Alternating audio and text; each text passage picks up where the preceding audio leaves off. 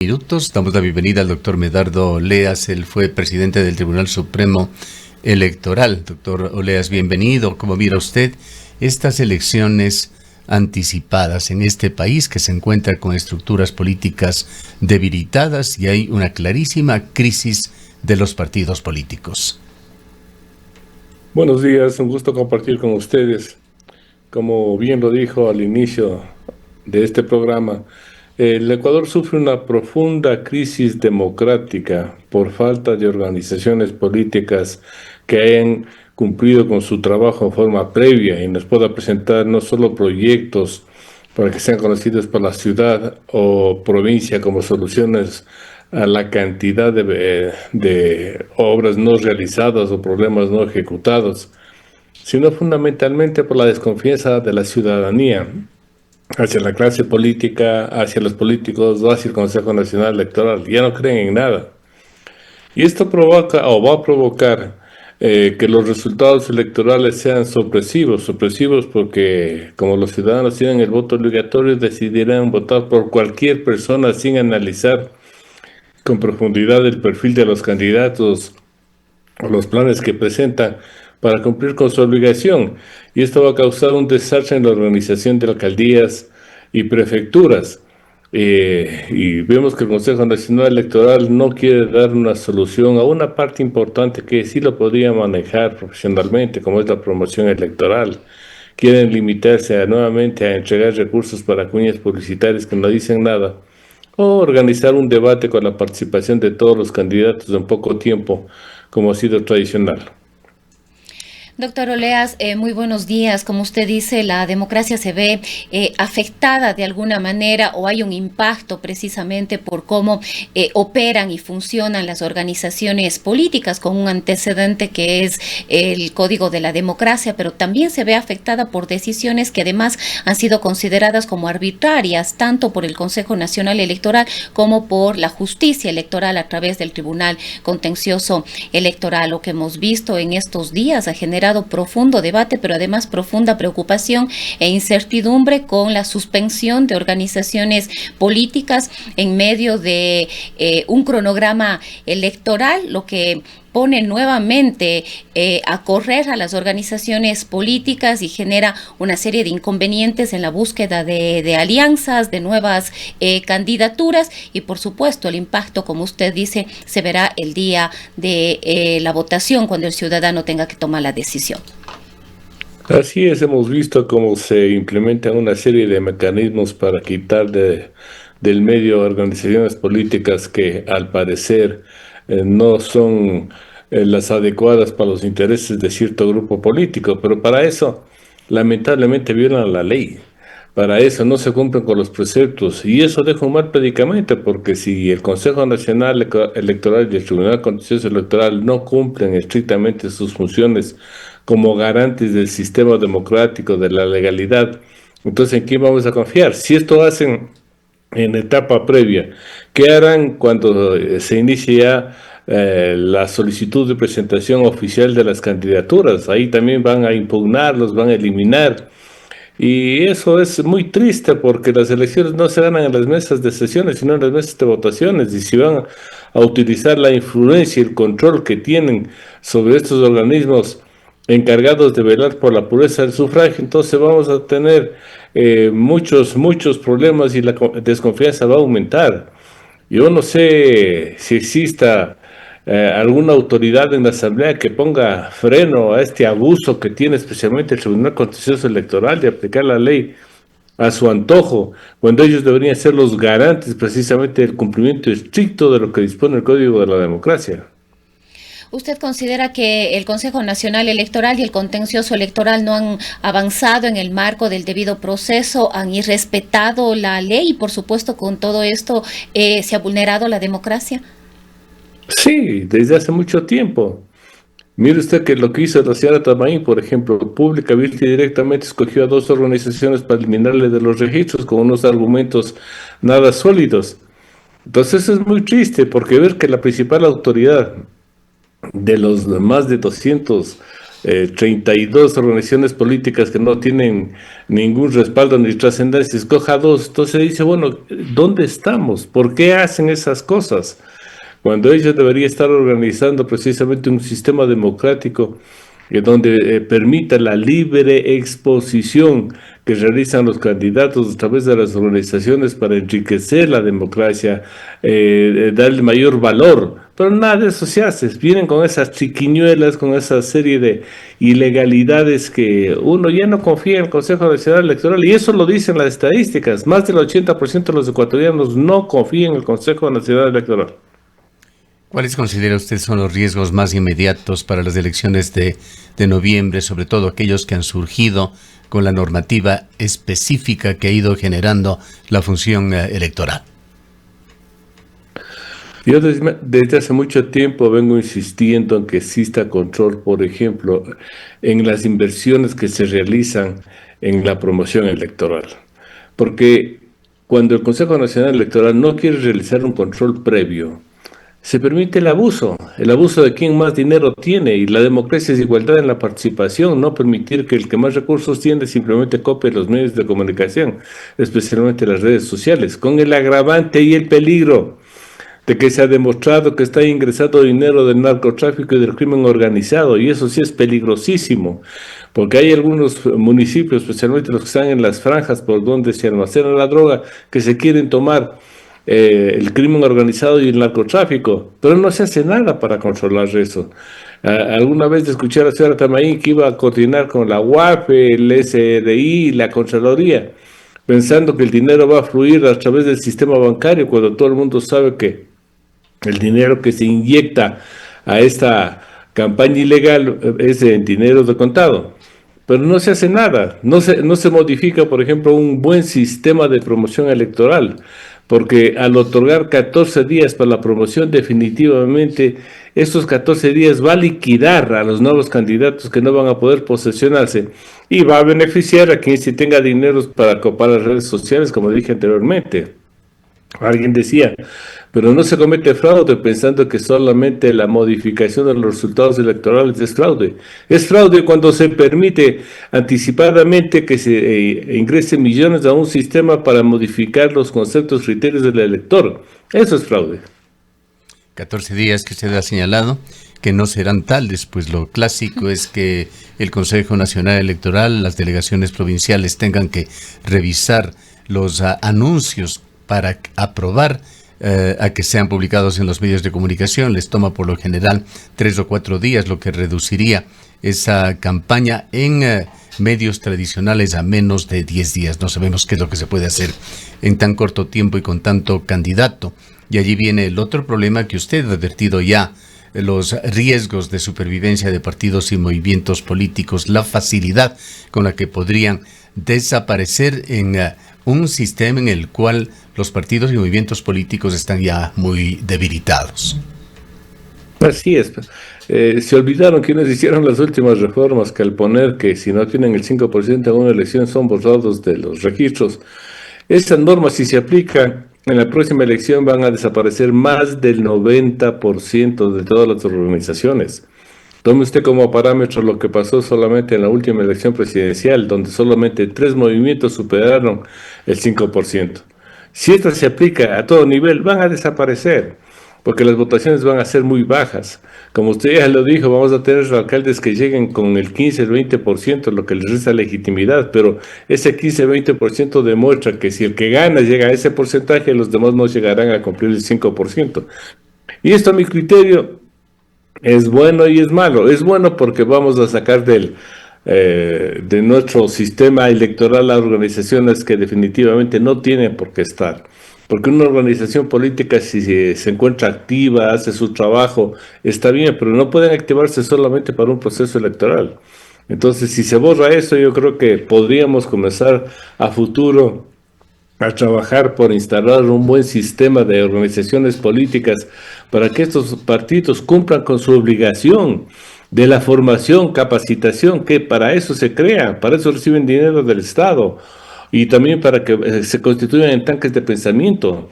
Un partido tiene que estar activo en forma permanente y no solamente activarse para un proceso electoral. Ahora, doctor Oleas, quizás nos concentramos siempre el análisis en lo que será la elección para alcaldes, prefectos, juntas parroquiales, concejales, pero además vamos a votar también para una nueva conformación del Consejo de Participación Ciudadana y Control Social. Al momento hay más de 300 precandidatos y precandidatas que se estarían postulando para ser parte de este organismo, para ser consejeros de participación, pero muy probablemente también estaremos decidiendo los ecuatorianos, las ecuatorianas sobre a través de una consulta popular sobre si este consejo por el cual vamos a votar tendrá o continuará teniendo las facultades para elegir las autoridades o si éstas volverían a la Asamblea Nacional. Esto todavía no se ha decidido, hay el beneplácito, digamos, de la Corte Constitucional, pero el presidente aún no se ha pronunciado sobre incluir o no, pero esa posibilidad está abierta. Este es otro proceso, además, sobre el cual los ciudadanos tienen que tomar atención de cara a las elecciones del 29. Este es un punto muy peligroso para la democracia. Mire usted que en este momento se están filtrando, calificando las solicitudes de inscripción en el Consejo Nacional Electoral. Y ahí van a eliminar a quien quieran y van a permitir que participen los que también ellos autoricen que participen. Se llega al extremo de que los actuales miembros del Consejo de Participación Ciudadana, todos se han inscrito otra vez como candidatos. Ni siquiera han tenido vergüenza de su mal trabajo, pero se inscriben. Pero usted imagínese solamente que tengamos 300 candidatos. La obligación de la promoción le corresponde al Consejo Nacional Electoral. Los candidatos por sí no pueden hacer promoción. ¿Cómo el Consejo Nacional Electoral puede promocionar 300 candidaturas individuales a nivel nacional? Yo le veo una tarea imposible. La papeleta también uno se pone a pensar, dices, una papeleta con 300 personas de ahí, ¿cómo la gente decide? Además, eso es lo que le quiero decir. Es imposible. Vamos a tener un folleto con los 300 candidatos y las firmas. Esa votación va a ser, le digo, imposible. De los 300 tenemos que escoger 7, 3 hombres, 3 mujeres y 1 de las nacionalidades. O sea, nuestra democracia permite estos juegos que no van a beneficiar. Yo no sé cómo se pueda controlar el ingreso de los verdaderos representantes de la ciudadanía, porque le voy a decir una verdad que es cruda. Tanto para las alcaldías como para las prefecturas, la gente va buscando ahí hacer fortuna y no dar un servicio. Dicen, no, ahí se gana bien, ahí se tiene la oportunidad de hacer dinero. Mire, hemos llegado a este nivel de percepción de la política como medio para hacer fortuna. Y después cuando hacen una pequeña investigación, claro, se confirma que lo que le digo es cierto. Ahí tenemos un alcalde de Machala con $6 millones que no ha podido justificar, otro de algún sector del oriente con 2 millones. Estas cosas son lo que a mí me preocupa muy seriamente, porque hemos llegado a un estado tal que hemos prostituido tanto a la democracia que definitivamente habrá que dar un golpe muy fuerte para cambiar esta vieja y mala estructura que tenemos ahora. En Ecuador se ha hablado casi por 3 décadas de la necesidad de fortalecer el sistema político. Quisiera preguntarle, con las elecciones que vamos a tener en noviembre, ¿en qué van quedando las ideologías políticas? Estamos viendo ya mezclas de lo más heterogéneas, partidos y movimientos que se apresuran para cumplir requisitos, otros que dicen tener opciones de la A a la Z para sus alianzas, que han dejado atrás afinidades y en consecuencia esto resultará en que no se presenten a los votantes proyectos políticos sólidos. Hablar de ideologías a la presente fecha creo que es imposible. Yo no sé si alguien podría identificar 200 o más ideologías. No hay, porque es imposible. Antes por lo menos sabíamos que un partido era de derecha, otro de izquierda, otro de centro, el populismo, se identificaban.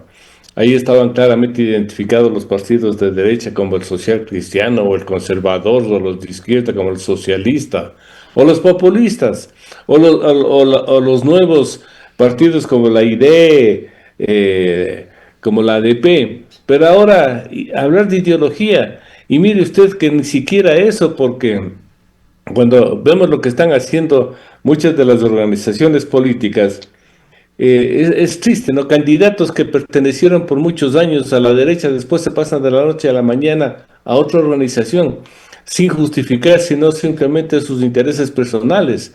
Entonces, aquí las ideologías lamentablemente se han perdido, las ideologías ya no tienen cabida, porque incluso hay candidatos que dicen yo no tengo ideología, como si no tuviera una línea de pensamiento clara, en base de la cual podría ser su gestión. Y eso también tendremos que recuperar a futuro, porque el hecho de permitir tantas organizaciones políticas de papel sin trascendencia acabó con lo que es un principio básico de la política, tener una ideología clara de hacia dónde vamos, porque para eso está. Por ejemplo, tuvimos nosotros una mala constitución que fue creada con unos principios que afectaron, pero no hay una respuesta a esa ideología del siglo XXI, de los grupos de Puebla, que nos están haciendo mucho daño, porque lo que deberíamos nosotros ahora es pensar en el ciudadano, en la persona, más o menos con un liberalismo moderno, a efectos de recuperar ciertos principios básicos que van en defensa de las personas, más que en defensa del dinero, como se ve ahora que está sucediendo en la política. ¿Cómo ha visto usted la suspensión del movimiento Amigo? Entendemos que allí la excitativa vino desde la Fiscalía por una supuesta investigación sobre activos que se habrían utilizado y que fueron calificados como una situación de lavado. Uno de los colegas, expresidente también del Tribunal Supremo Electoral, nos decía que allí lo que tenía que haberse hecho es evacuar por cuerda diferente, llevar por el debido proceso hacia la justicia y no convertirlo en un tema electoral. ¿Cuál es su opinión en todo caso y cómo afecta la suspensión de este movimiento a los posibles candidatos? Mire usted que primero, si se inicia una investigación previa por lavado de activos con una organización que la suspendieron, no es aceptable que todos los que estaban involucrados en esta investigación corran y se inscriban en otra organización o utilicen esa organización para participar en política. Eso solo se puede ver en el Ecuador. Si los que están involucrados en un proceso penal van y utilizan otro para dejar sin efecto su investigación, no está bien visto. Lo otro, el fiscal sí tiene la facultad para solicitar que se le suspenda una organización, pero ¿quién recibe esa solicitud? Que es el Tribunal Contencioso Electoral, tiene que, dentro de la normativa establecida en la ley, iniciar un proceso para juzgar ese pedido, porque la ley dice que se podrá poner una sanción económica, creo que es de entre 20 y 100 salarios mínimos, y una sanción que va también creo que es de 2 a 20 años, eso lo dice el 347. Pero llega donde un juez y él dice, 9 meses. ¿Por qué 9 meses? ¿Por qué no 3 meses? ¿Por qué no 2 años? ¿Por qué 9 meses? Y dice que después juzgará. Entonces es una violación al debido proceso. Hay normas básicas constitucionales que obligan a todas las personas a saber de qué se les acusa y más aún a ejercer su derecho a la defensa, lo que no se ha hecho. Entonces estos abusos, esta manipulación dejan en mal predicamento tanto a la Fiscalía como a la Administración de Justicia, porque en materia penal usted sabe que la indagación previa es la etapa previa para ver si se ha cometido un delito y quiénes son los responsables. No hay una acusación porque no tiene los elementos suficientes. Pero todo eso se permite en un Ecuador donde se puede hacer lo que le da la gana cuando se tiene el control de esas instituciones. Bien, quizá para cerrar, doctor Oleas, poniendo todo sobre el tapete, ¿qué tan profunda considera usted es actualmente la crisis de credibilidad del organismo electoral? Es una crisis profunda que no tiene solución. Pero para no ser negativo, porque lamentablemente solo se puede ahora opinar sobre hechos negativos, yo quisiera terminar haciendo un llamado a la ciudadanía. Cierto es que tenemos malas instituciones que están controladas por poder político, que no se respetan ni siquiera las normas legales, pero la única solución es que los ciudadanos nos activemos y demos un voto válido, reflexivo, despertando el civismo ciudadano, porque no hay otra respuesta. Lamentablemente, la democracia tal como está concebida aquí en el mundo no puede ser cambiada. Pero si nosotros nos alejamos y permitimos la malutilización de los malos actores políticos, de las facultades que les dan al nominar candidatos que no están preparados, improvisados, nosotros también apoyamos a que se nombren malos candidatos. Entonces, dentro de la cantidad de candidatos que va a haber, sí va a haber alguno que merezca nuestro voto. Y para eso hago esa invitación, que nos involucremos a que pongamos un granito de arena para cambiar esta triste y negativa realidad con una actitud positiva ciudadana. Bien, le agradecemos mucho por su presencia, doctor Oleas. Ha sido un gusto compartir con ustedes. Buenos días. El doctor Medardo Oleas fue presidente del Tribunal Supremo Electoral. Son las 7:58 minutos.